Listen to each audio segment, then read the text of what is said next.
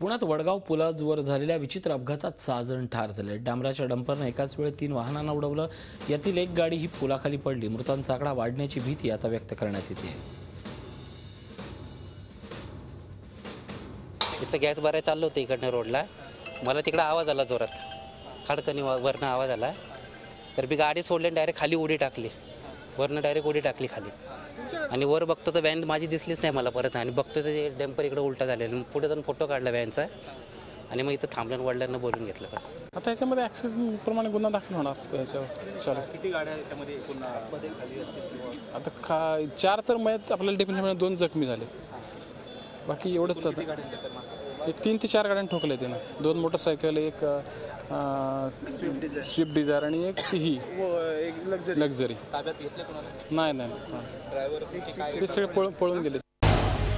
Zee 24 तास रहा एक पाऊल पुढे।